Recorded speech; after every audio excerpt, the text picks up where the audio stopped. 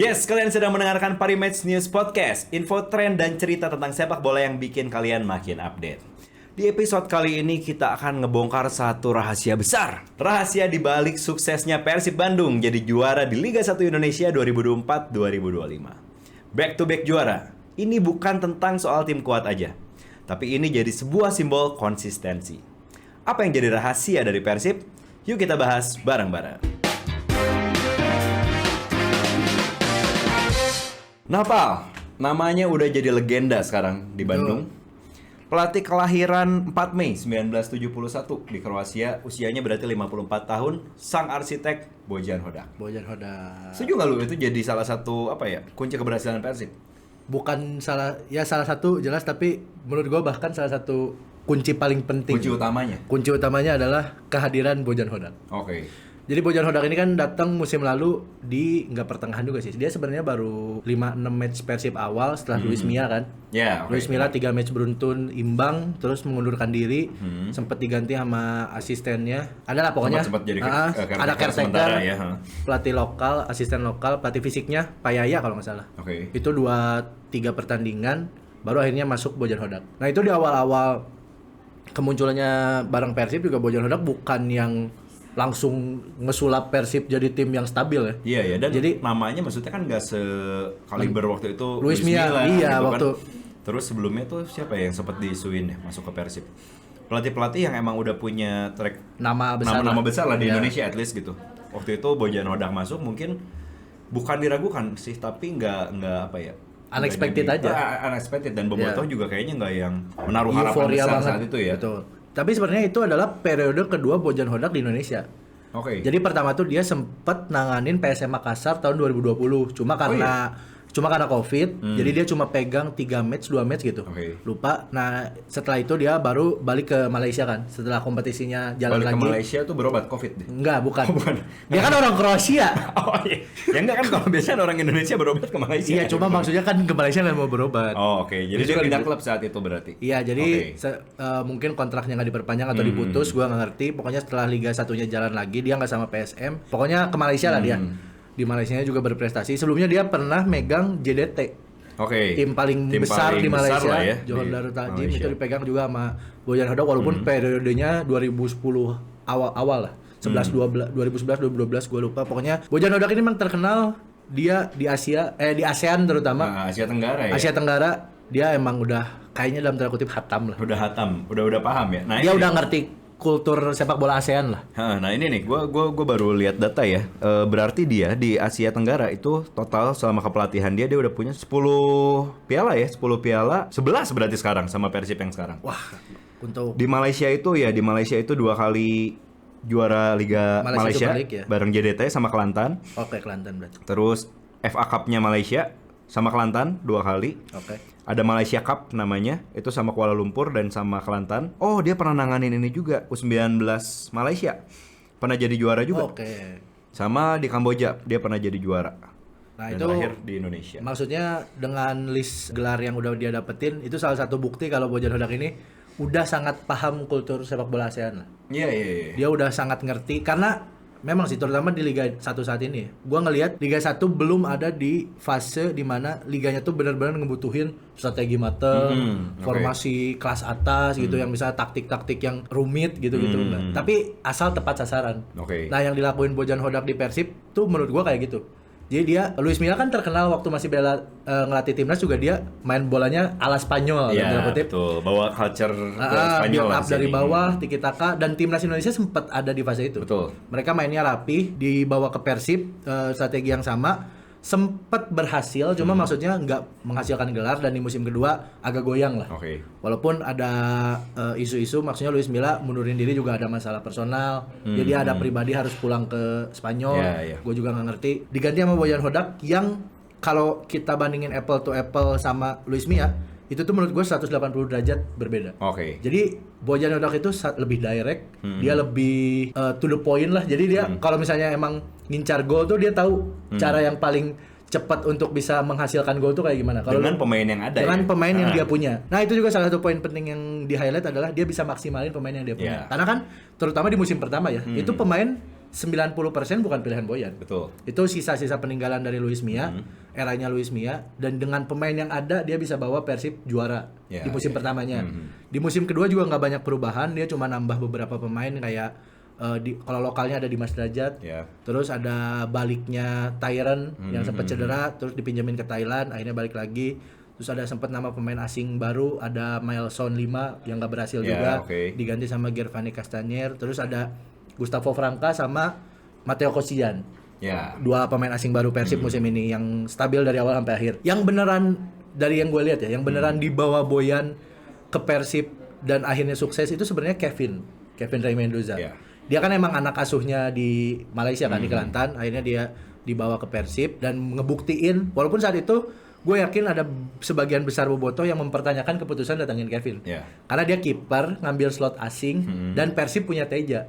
Yang gak jelek sama sekali. Teja saat itu kita bisa bilang oke lah, salah satu yang terbaik juga stabil ya. Salah satu paling stabil juga. Tapi dia ngedatengin kiper asing. Itu kan ngilangin slot, walaupun slotnya nambah jadi 8 kan. Cuma maksudnya tetap aja agak question mark buat sebagian orang kayak ngapain sih ngambil kiper asing. Walaupun akhirnya kelihatan fungsi dari Kevin tuh kayak gimana. Jadi dia salah satu kiper modern sebenarnya. Dia bisa main pakai kaki, jadi dia bisa bikin long pass, short passnya akurat dan lain-lain. Itu tuh salah satu hal yang cukup baru lah di Indonesia. Walaupun kalau di liga luar itu tuh udah dari beberapa musim sebelumnya kiper memang harus bisa seperti itu. Di liga Indonesia udah mulai dari beberapa musim terakhir, tapi Kevin ini termasuk yang fasih lah untuk mainin peran kayak gitu. Dan shot stoppingnya juga bagus. Dia berapa kali bikin penyelamatan, wah gokil lah. One on one-nya keren, penalti gitu bisa. Pokoknya salah satu kiper yang komplit lah. Akhirnya terjawab kenapa Bojan mau bawa Kevin. Jadi Bojan ini ngelihat kayak dia tahu nih timnya udah bagus, maksudnya materi pemainnya udah bagus, dia cuma nambah posisi-posisi yang kira-kira penting buat dia untuk jadi stabil si tim ini. Jadi timnya udah bagus sebenarnya. Maksimalin kali ya. Jadi Bojan datang tuh nggak dari nol, walaupun pemainnya bukan pilihan dia. Skuadnya udah bagus, udah keren, terus dia tinggal cuman kayak gue butuh nih pemain di posisi ini, di posisi ini, akhirnya datang. Walaupun mungkin sebagian bukan pemain pilihan utama dia, kayak dia pernah cerita kalau dia tuh ngincar banget Alexis Mesidoro. Pemain asingnya Dewa United. Cuma dia kalah saing harga. Betul. Akhirnya itu sempat ramai juga ya di rumah transfer ya. Akhirnya Mesidoro pindah ke Dewa. Dari Persis Solo. Terus Bojan maksimalin Tyron. Tyron yang di awal musim diragukan sekali. Bener. Apalagi musim lalu ada nama Stefano Beltrame kan. Dia bisa bawa Persib juara datang tengah musim, mainnya stabil, mainnya bagus, didikan Juventus dari Itali, tiba-tiba orang udah mulai jatuh cinta nih sama penampilan Stefano, tiba-tiba Stefanonya harus pergi, diganti sama Tyron yang meragukan. Walaupun sekarang kebuktinya Tyron jadi pemain terbaik Persib lah bisa dibilang. Dia top assist, top assist ada Ciro, dia top score 16 gol, assistnya juga lumayan 6 assist, 7 assist kalau nggak salah. Nah itu ngebuktiin kan, maksudnya Bojan ini dengan pemain seadanya dalam tanda kutip, dia bisa maksimalin strategi dia biar Persibnya jadi stabil. Dan dia tuh sering beberapa kali bilang kalau dia wawancara kayak misal ditanya sama wartawan gitu ya, kayak coach apa sih yang misal dibutuhin buat misal transfer Persib misal pertengahan musim gini. Dia tuh jarang jawab to the point posisi, tapi dia selalu bilang yang penting untuk klub di Indonesia adalah timnya itu secara finansial stabil. Jadi kalau misalnya kayak Alexis Mesidoro nih dia pengen banget, tapi ternyata ngelebihin budget klub, ya mending gak dia ambil. Yang penting skuadnya sehat. Itu salah satu yang gue sempat baca beberapa kali dan itu ditekenin sama Bojan. Dia tuh selalu bilang kita nggak selalu punya budget gede, walaupun Persib tim besar ya di Indonesia satu yang terbesar, sponsor banyak. Cuma tetap aja mungkin ada pembagian kan untuk gaji sekian, untuk transfer sekian dan lain-lain. Nah itu tuh Bojan selalu mengedepankan itu. Selama itunya stabil, pemain juga harusnya bisa ngasih yang terbaik. Karena terbukti di tengah badai cedera, pemain cadangan yang masuk juga walaupun nggak sebagus nggak maksimal tapi tetap bisa menghasilkan hasil positif dan itu yang paling penting kan untuk akhirnya ada gelar juara tuh yang penting adalah menghasilkan hasil positif dan stabil. Dan itu juga maksudnya mungkin ya saat itu bobotoh atau semua penonton Liga 1 ngelihat David Da Silva sering cedera padahal dia adalah mesin golnya Persib di musim lalu tuh 24 gol apa? 24 gol dan ya maksudnya kita nggak bisa pungkirin ya saat itu mungkin kalau kita ngelihatnya sekilas nih strategi Persib ya oper ke Ciro asis ke Silva gol udah betul, atau ke Beckham gitu kan. Itu cheat code mereka lah. Cheat code-nya kayak gitu kan. Kalau kita main PS ya udah kita taruh Ronaldo atau Messi depan oper gol gitu. Kalau di PES 2013 Robben sih. Robben. Itu main Robben di Main kanan, di kanan. tadi inside shoot udah mau di gol. R2 kotak. Kiri, R2 kotak. Beres sih permainan gitu kan. Iya, makanya jadi cheat code-nya Persib betul, gue setuju. Saat itu. Di musim lalu bukan musim ini ya. Di Ciro musim sama lalu, David da betul. Silva. Dan kehilangan salah satu pilar David da Silva harusnya bikin tim goyah dong. Nah itu maksud gue itu, begitu kehilangan David da Silva, ya kayaknya mungkin agak susah tapi ngebuktiin tetap bisa performa Ya, sampai jadi juara. yang bagusnya adalah gol Persib itu datang jadi merata. Itu salah satunya. Jadi walaupun Tyron sendiri ya 16 gol, maksudnya yang 2 digit kayaknya cuma Tyron deh kalau gol. Cuma jadi merata, Beckham jadi sering bikin gol. Ciro juga walaupun menurun produktivitasnya tapi masih lumayan kontributif dengan assist dan golnya. Terus Gustavo Franca. Dia salah satu yang paling produktif, back 5 gol. Itu jadi maksudnya lebih merata lah. Jadi Persib, sumber gol Persib gak cuma dari satu striker, dan itu penting untuk klub manapun di Liga Indonesia menurut gua. Jadi gak bergantung sama satu pemain, ketika pemain itu gak bisa main, cedera atau akumulasi dan lain sebagainya. Jadi ada pemain yang bisa step up. Nah itu tuh Persib. Persib salah satu yang ya udah, maksudnya daripada ngeratapin kenapa sih DDS gak fit 100% setiap musim. Ya udah, Bojan lebih milih untuk gimana caranya putar otak cari pemain yang bisa dimaksimalin di posisinya David da Silva. Karena di posisi itu tuh yang dicoba beberapa pemain. Jadi Ciro pernah di tengah, Castanir pernah dicoba di tengah, Rian Kurnia pernah dicoba di tengah. Masalahnya penggantinya DDS harusnya Dimas Derajat. Betul. Dimas Derajatnya sering cedera juga. Jadi nggak ada lagi pemain yang murni lah. Striker murni. Castaner masuk juga untuk sampai saat ini kayaknya belum bisa. Iya. Masih. Walaupun di awal ngasih impresi yang bagus ya. Iya. Karena ngegantinya Maelson 5. Maelson 5 setengah musim di Persib dianggap flop lah. Akhirnya ganti masuk Castaner, sempat ngasih impresi bagus, 2 match dia ngegolin 1. Cuma fun fact-nya adalah Castaner ini emang bukan tipe yang predator. Dia bukan predator yang emang goal getter gitu. Karena kalau lihat statistiknya dia di tim-tim sebelumnya juga nggak pernah ngelebihin 2 digit. Jadi paling 5 gol, 7 gol. Nah itu jadi emang bukan sosok yang dibutuhin Persib untuk cari gol lah. Tapi mungkin untuk hold the ball, buat dia kan badannya gede banget kan. Bener. Buat tahan bola, mantulin bola itu mungkin bisa. Cuma maksudnya untuk jadi penggantinya DDS, apple to apple pengganti DDS yang emang goal getter masih belum kalau buat Castanir. Tapi sekali lagi Bojan Hodak menurut gua masterclass lah dia. Jadi apa yang dia lakuin di 2 musim terakhir ini untuk Liga 1 sangat tepat menurut gue. Sangat tepat. Dan ya itu tadi, karena mungkin kita lihat track record sebelumnya, Asia Tenggara kayak udah dia kuasain lah. Iya. Malaysia dia ngerti cara mainnya gimana. Kamboja juga bahkan sempat megang tim U19-nya Malaysia, dan di Indonesia dia ngebuktiin 2 musim berturut-turut back to back. Dan yang gue suka ya Pale, selain dari taktik tadi, mungkin kalau gue lihat Bojan Hodak ini juga tipe pelatih yang power lumayan besarnya di ruang ganti. Nah itu betul. Jadi Persib kan sering ngerilis video-video locker room mereka kan setelah pertandingan dan sebagainya, atau misalnya di halftime dan lain-lain. Itu tuh sering banget misalnya lagi ketinggalan, Bojan tuh marah-marah. Jadi sisi-sisi disiplinnya tuh sangat tinggi lah Bojan ini. Bahkan ada klip misal lagi di latihan, terus ada yang entah formasi gak masuk atau misalnya apa, dihukumnya bayar denda. Terus ada pemain yang kemarin kan sempat jeda libur beberapa kali kan, entah lebaran, terus ada FIFA Matchday dan lain-lain. Pemain naik berat badannya juga dapat denda. Nah maksudnya yang kayak gitu kan bikin pemain jadi lebih disiplin kan. Nah itu Bojan menerapkan itu di Persib dan berhasil menurut gua, karena pemain-pemainnya jadi kelihatan lebih lebih stabil. Ada satu pemain yang datang di tengah musim, Ahmad Agung. Dia tuh lama nggak ada, maksudnya kan dia datang buat ngegantiin peran Dedi sama Irianto yang sama-sama cedera panjang kan. Nah dia masuk di pertengahan musim, dipinjem dari Kediri kalau nggak salah. Dia gak dimainin di awal-awal. Bowoto pada nanya kan, maksudnya kenapa pemain yang didatengin buat ngegantiin peran Dedi sama Irianto ini jarang main. Yang sering main kan Klok sama Adam Alis sama Coach Ijan. Kenapa dia jarang main? Padahal dia tipenya ini, Ahmad Agung ini rada-rada destroyer lah. Dia kayak mungkin kalau ngingetin orang paling, misal Persib siapa gelandang bertahan, orang inget Haryono. Nah mungkin tipenya tuh kayak gitu. Jadi bukan yang bagi bola, tapi kalau ada musuh hajar, ambil bola, tackle. Bengalnya lah di tapi kenapa lapangan. dia ini nggak dipakai dalam tanda kutip? Terus Bojan pernah ngewawancara kalau dia tuh overweight katanya. Overweightnya nggak gede, paling 2-3 kilo. Cuma menurut dia itu krusial. Akhirnya diparkir dulu sampai akhirnya sering mulai dimainin walaupun sebagai pengganti. Jadi Bojan ini buat hal-hal detail itu sangat disiplin dia. Disiplin ya, dan ya itu sih kalau kita ngomongin Bojan itu yang keren. Dan juga satu sih sedikit sih kalau gue sih, gue juga suka gimana cara dia menghadapi media, itu keren sih. Iya betul. Itu maksudnya hal mungkin cuman intrik di luar lapangan tapi bikin apa ya, aura si klubnya juga jadi positif mungkin ke pemain segala macam, karena kan penting juga ya handle media. Betul. Satu-satunya yang mungkin kita masih kayak ngelihat Coach Bojan, kalau ada yang nanya kurangnya Coach Bojan apa sih? Satu, style jujur. Gua pernah sorry coach ya. Badan kan agak besar. Gue pernah nonton sekali dia, maksudnya kan baju dia biasanya pinggir lapangan coach pakai training kan, training kit lah. Cuma skinny jeans sama sepatu merah tuh nggak masuk. Jujur nggak masuk.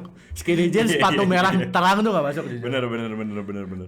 Itu sama yang lucu juga kan ya statement dia kan kalau ditanya sama wartawan kan, kayak misalnya ini gimana nih semua pemain cedera, ada yang akumulasi kartu bla bla. Ya saya juga bingung, saya semalaman rambut saya rontok kan botak. Emang botak. botak dia.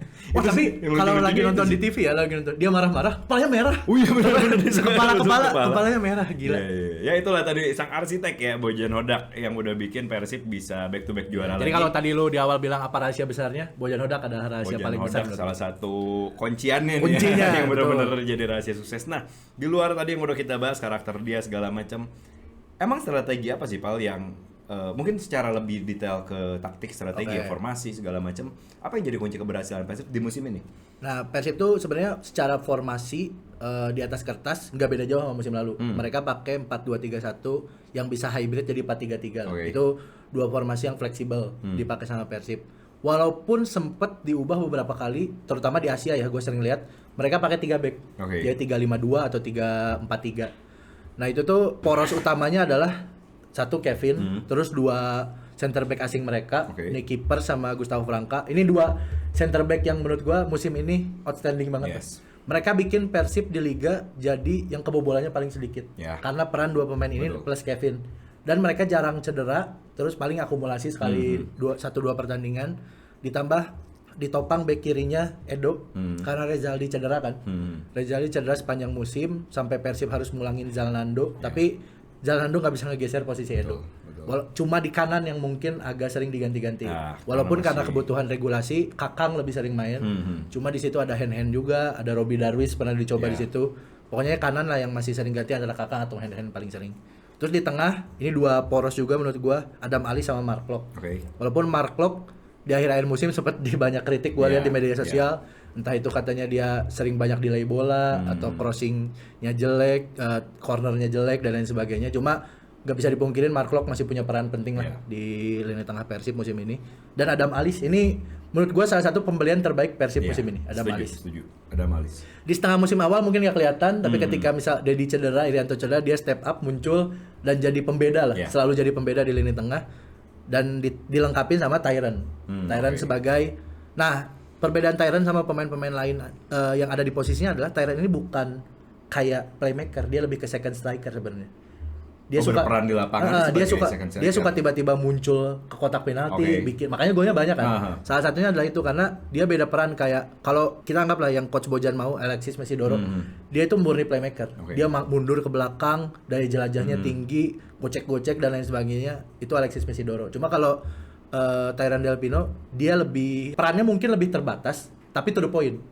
Dia ya udah, maksudnya bukan yang tipe sering mundur terus gocek-gocek. Dia tuh mainnya simple. Dapat bola, oper, bukan yang lu ngeharapin Tyron kayak dia siapa dulu zaman Persib 2 makan Konate misal. 2014 dia kan wah daya jelajah kemana-mana tinggi. Tyron enggak. Dia ya udah mainnya cuma ke kotak penalti, ke depan kotak penalti, dan itu yang mungkin bikin akhirnya Tyron tuh jadi bersinar kalau menurut gua. Karena mungkin di awal-awal Luis Mia atau misalnya di awal-awal kepelatihan Boyan, dia tuh dipaksa jadi playmaker. Sedangkan menurut gua perannya beda. Bukan posisi yang tepat kali ya. Mungkin secara posisi ya memang di belakang striker, attacking midfielder. Cuma maksudnya perannya bukan playmaker. Dia perannya lebih banyak masuk kotak penalti, lebih banyak melebar juga nggak terlalu sering, kecuali emang dipasang di sayap kanan beberapa kali. Jadi itu Bojan mungkin ngelihat kayak, wah ini pemain harus dimaksimalin ya, lebih banyak di kotak penalti aja udah. Karena insting golnya bagus. Iya betul. 16 gol tuh bukan main-main. Bukan hal yang mudah. Bukan kebetulan, bukan main-main. Bukan kebetulan dan bukan sebagai striker murni ya, 16 golnya itu. Dia ada dikepung sama striker-striker murni di jajaran top skor kan, kayak Alex Martin, Gustavo Almeida, Dalberto. Dia ada di sana sebagai gelandang gitu statusnya. Nah terus ditambah kiri kanannya Beckham, ini musim salah satu musim terbaik Beckham. Terbaiknya Beckham, betul. Dia tiba-tiba kayak coach Patrick kalau lihat mungkin Beckham bisa ya dipanggil betul. di Juni nanti. Karena ini juga yang sering jadi pertanyaan dari Bobotoh ya. Iya.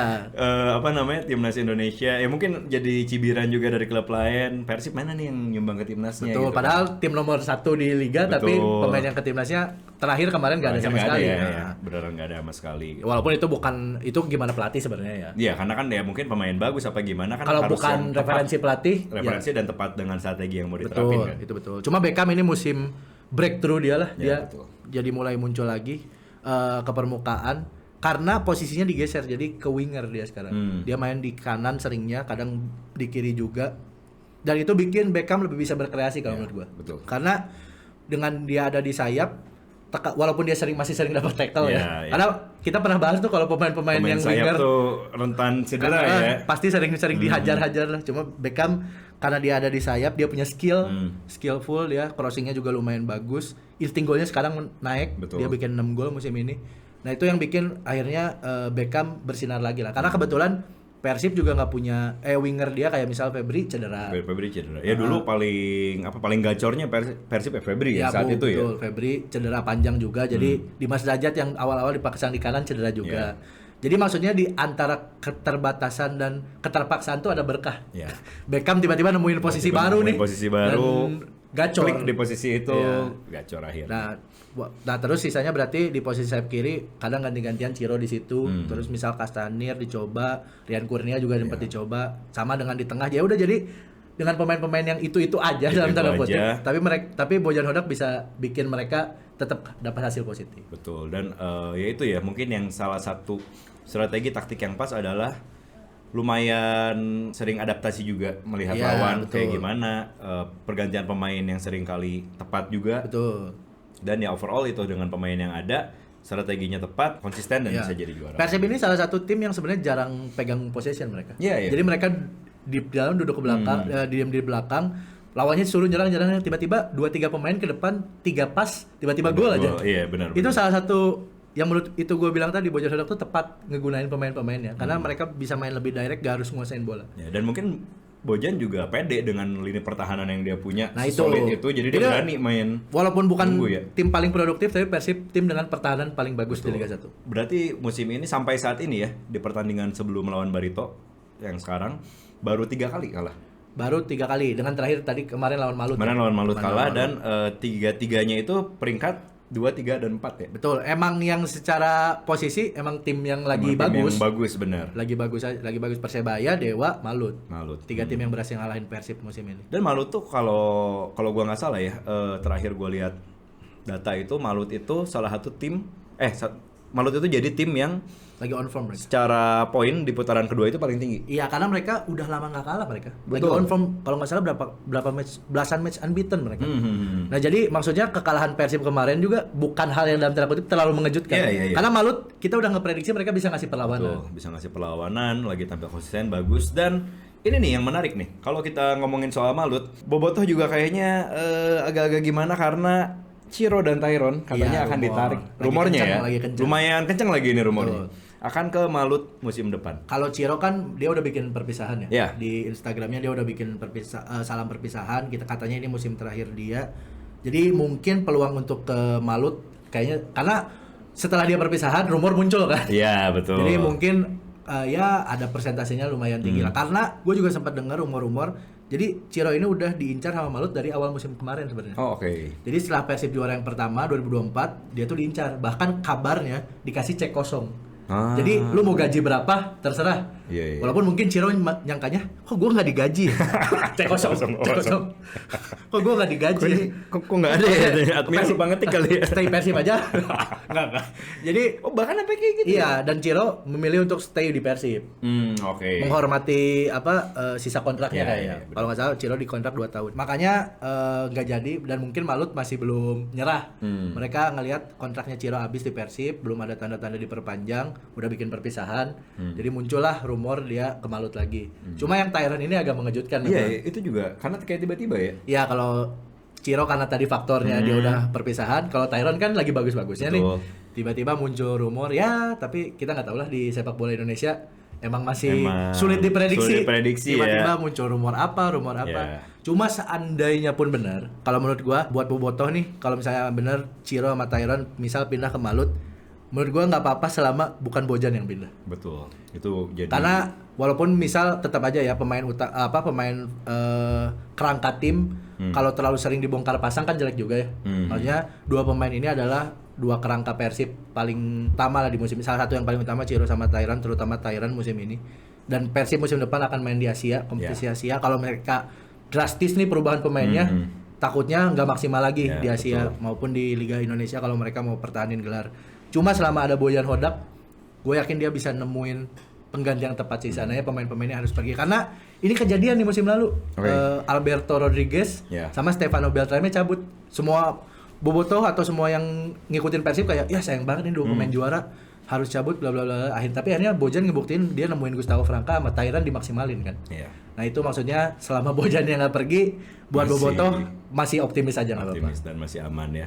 Ya walaupun ada lagi sempat seliweran juga sedikit rumor kalau katanya Persib di musim depan itu akan melakukan sedikit regenerasi. Sangat wajar karena pemain asingnya terutama Ciro, David da Silva, Tyran itu udah kepala tiga semua. Bahkan kepala tiganya tuh 35, yang udah 36 masa Ciro. prime-nya sebenarnya udah lumayan lewat ya. Tyran tuh 33-34. Jadi maksudnya memang secara regenerasi memang diperlukan. Apalagi punya wonderkid Iqbal Nevo, Ahmad Jufrianto. Yang sangat-sangat muda itu. Sangat muda. Nevo. Ahmad Jufrianto. Jadi mungkin pelan-pelan lah. Tapi kalau ngeganti semua pemain senior langsung diganti semua juga nggak bijak menurut gue. Karena peran mereka yang kita sebutin di episode sebelumnya mereka penting di ruang ganti. Betul. Jadi kayak misal entar nih ada tiba-tiba pengumuman antara Iqbal Nevo atau Jupe satu dipertahanin atau misal Jupe pensiun tapi jadi pelatih misal staf pelatih. Itu Bobotoh jangan kaget karena ruang ganti perlu orang-orang seperti itu. Dan buat ngejaga kestabilan. Ngejaga kestabilan dan juga salah satu yang bagusnya sebenarnya ngebangun satu icon, satu legenda dari Persib. Jadi semakin banyak lah legenda-legenda Persib. Betul. Tapi kalau memang rumor generasi itu tepat, benar, ya saat yang tepat seperti ini. Saat yang tepat. Ya mungkin kalau dari gue sih ya, opini gue sedikit Pal, agak kurang tepatnya karena harus main di Asia sih. Itu tadi selama maksudnya kerangka-kerangkanya nggak semua dibongkar, nggak apa-apa lah menurut gue. Karena memang Persib harus udah mulai mikirin, tim kayak Persib tuh udah nggak bisa mikirin musim depan doang. Tapi mikirin 3-4 tahun ke depan tuh harus dipikirin. Nah itu mungkin salah satu yang lagi coba nih sama manajemen juga kan. Pasti manajemen juga memperhitungkan banyak hal. Jadi makanya mereka kalau misalnya rumor regenerasi ini benar, ya mereka ngerasa berarti ini momen yang paling pas. Karena Persib pasti tim kayak Persib ini pengen stabil di Asianya nggak cuma untuk musim depan, tapi beberapa tahun ke depan mereka pengen terus main di Asia ya. Nah yang kayak gitu tuh jadi dan berada di papan atas selalu kalau dari Liga 1 itu stabil lah di persaingan Liga 1 selalu stabil. Which is di 2-3 musim terakhir sebenarnya udah kejadian. Tinggal gimana caranya pertahanin. Karena katanya kan mempertahankan lebih sulit daripada merebut. Betul. Mempertahankan apa yang sudah ada ya. Back to back ini sebenarnya pencapaian yang luar biasa karena susah banget sebenarnya. Ya itu tadi ya dari Coach Bojan, dari strategi. Ada sedikit fan voice yang lagi rame juga di sosial media karena pertandingan terakhir, Pak. Lagi lawan Malut. Ciro Alves kena kartu merah. Yang kartu merah pertamanya sepanjang di Indonesia kartu merah pertamanya. Dia sampai nangis di pertandingan itu. Pasti. Sampai bener-bener maksudnya ya mungkin gua ngerti ya, maksudnya dia bukan gara-gara dia harus diusir keluar lapangan aja. Tapi dia ada potensi nggak bisa main sampai pertandingan terakhirnya. Iya, walaupun kata gua juga sempat dengar dengar kalau strike red card itu cuma satu match ban-nya. Kecuali strike red card-nya yang emang pelanggarannya tuh fatal ya. Nah itu bisa 2 pertandingan, jadi bakal dikaji ulang sama Komdis lah. Iya betul. Persib juga kalau menurut gua misal tiba-tiba 3 pertandingan pasti banding. Iya pasti ada banding. Karena gua ngelihat pelanggarannya kan, itu nggak ada intensi sengajanya nggak ada sama sekali. Bener. Dia lagi holding ball aja terus mau ngoper, refleks tangannya ke belakang. Tangan angkat, ya mungkin memang posisinya jadi kena muka ya, kena wajah, dagu pemainnya. Mungkin sakit sih. Ya, sakit sih, cuman ya tadi sih nggak ada kesengajaan. Dan ini fan voice yang lagi rame dari Bobotoh lagi pada berharap juga jangan sampai di ban terlalu lama karena Cironya sendiri juga pengen merayakan bersama Bobotoh di pertandingan terakhirnya ya pastinya. Iya, di lawan Persis Solo tuh main di Bandung ya. Main di Bandung ya. Nah, itu mungkin bakal jadi seremonial. Karena sekalian ini juga banyak yang nanya nih, angkat pialanya tuh berarti di momen setelah pertandingan terakhir harusnya. Oh berarti bukan di saat ini udah Lawan pasti juara di lawan Barito misalnya angkat piala Harusnya nggak ya? Mbak, iya. Oh, oke. Harusnya di match di terakhir. momen terakhir ya itu jadi selebrasi terakhir lah. Makanya harapannya ya Ciro juga masih bisa main kayak. Betul, karena Ciro juga pasti salah satu nama pemain asing yang 5 tahun mendatang tuh orang masih kayak nyebutin dia sebagai legenda Persib. Iya, Udah bawa betul. juara terus Bawa juara 2 main kali. selalu fight dengan segala semangat dia. Sering kalau bikin gol sering nangis, Ya, sering cium logo Persib. bener-bener. Itu Apa cara- kalau disebut sama Boboto tuh darah biru. Nah, itu. Darah biru Persib. Nah, gitu kan. dan Boboto ini dari yang gue tahu ya, mereka tuh jarang nge-labelin pemain asing sampai darah biru tuh cuma segelintir lah. Ya, ya. Kalau lu inget dulu salah satunya adalah Vladimir Fujovic. Betul. Itu dulu saking dia loyalnya sama Persib, Loyalnya. Boboto sampai kayak udah ini mah si darah biru lah. Sama itu juga sempet deh. Walaupun nggak terlalu lama ya Bojan Malisik. Bojan Malisik betul. Karena ya ekspresifnya ya, ketika khas orang-orang. Iya kan sama kayak Bojan Hodak juga maksudnya daerah yang sama di Eropanya. iya. Walaupun Malisik tuh Serbia kalau nggak salah. Oke. Montenegro. Jadi tapi daerah-daerah Eropa Timur tuh memang seperti itu. Seperti itu ya culture-nya, Culture-nya mereka ekspresifnya. Iya. Fujovic juga sama kan Fujovic Montenegro. juga iya sama. Sama itu back satu. Ntar sebelum kita beres episode ini. Apa? Aduh, Fujovic ya? Fujovic. Oh iya Fujovic. Kok gue tadi lu ngomong Fujovic yang ada di otak gue siapa coba? Siapa? Radovic. Radovic lebih Iya apa lagi? makanya bener-bener. Radovic itu gelandang. yang Tenang bebas. Free kick kalau dia udah megang pasti masuk gitu kan 80%. Sempat jadi pelatih Persib di awal musim Oh tapi iya. sebelum diganti sama Robert Rene Albert. Benar. Kurang berhasil lah ya. Kurang saat itu. berhasil. Iya, benar. Ya itu tadi memang kalau ngomongin Persib sejarahnya luar biasa, pemain-pemainnya luar biasa, fansnya Boboto terkenal sangat besar di Indonesia khususnya ya. Betul. Karena salah satu juga mungkin karena Jawa Baratnya juga besar, jadi sering di labeling juga timnasnya Jawa Barat Persib Ya. itu. Nah itu sih mungkin kalau misalnya daerah-daerah lain tuh ngewakilinnya satu daerahnya kan. Iya. Persib tuh ngewakilin satu apa namanya? Satu provinsi besar. Ya, betul. Dan emang fansnya itu tersebar juga ya. Mungkin nggak di Jawa Barat doang. Betul, pasti. Banyak daerah lain yang punya fansnya. Itu yang bikin Persib juara, momen back to back ini bikin cerita baru, bikin momen-momen baru dan bikin semaraknya Liga 1 ini makin berasa Ya, luar biasa gitu. Oh dan satu gue mau nge-highlight sedikit mungkin tadi sempat kelewat. Kalau misalnya kita kan udah nge-highlight kalau Boboto ini salah satu yang terbesar kan. Ya. Dan mereka ini salah satu tipe supporter yang nggak manut-manut aja. Jadi ketika manajemen bikin keputusan apa, mereka bisa iya. tiba-tiba nyatuin kekuatan ke kantornya, Tempatnya Persib ke itu. Geraha Persib itu, terus mereka aspirasi Ya, di sana iya, benar, dan itu benar. didengar sama manajemen. Jadi salah satu buah dari Persib yang sekarang konsisten adalah karena Bobotohnya juga mereka dalam tanda kutip berisik. Ya. Mereka nggak mau cuma nerima keputusan ini aja karena kan banyak polemik kan. Salah satunya dulu yang paling besar adalah perubahan tahun kelahiran. Ya, Itu sempat kan ada besar itu. banget kan, merubah sejarah klub lah kasarnya. Iya. Dan Boboto nggak terima itu aja dan mereka berusaha mempertanyakan kenapa sih kita diubah gini-gini. Jadi itu salah satu buktinya adalah Boboto ini bagian dari emang Persib tuh Boboto tuh Persib. Benar. Nggak bisa dipisahin itu. Nah, itu yang bikin jauh lebih menarik lagi tentunya, jauh lebih menarik lagi gimana klub sepak bola dengan fansnya itu jadi satu kesatuan dan bikin sepak bola ini makin terus-terusan punya cerita, makin seru. Betul. Kayak gitu. So, itu tadi kita udah bahas ya, Pal, semua dari tangan dinginnya sang arsitek Boyan Hodak, strategi-strateginya, pemain-pemainnya dan akan seperti apa Persib musim depan. Sekali lagi pasti masih di euforia yang sama. Kita ngucapin selamat ya buat Selamat Boboto, buat Persib Bandung. buat Persib Bandung juga. Dan buat kalian yang nggak mau ketinggalan berita tentang sepak bola, khususnya Liga 1 dan juga internasional, jangan lupa di subscribe juga podcastnya. Karena kita bakal terus-terusan ngomongin kali ya tentang Liga 1, tentang nanti pasti dekat-dekat ini makin banyak lagi rumor-rumor transfer. Iya. Dan Degradasi juga lagi seru. Degradasi dan perebutan peringkat kedua. Karena peringkat kedua bisa ke Asia Oh iya juga. betul, itu juga lagi seru. Nanti kita akan bahas di episode berikutnya. Terus kalian yang mau dengerin sehari-hari, mau lihat berita update sehari-hari, jangan lupa juga di follow sosial media kita di @pmin_news. So segitu dulu Pal, kita ketemu lagi di episode berikutnya. Thank you buat yang udah dengerin dan bye-bye. Bye.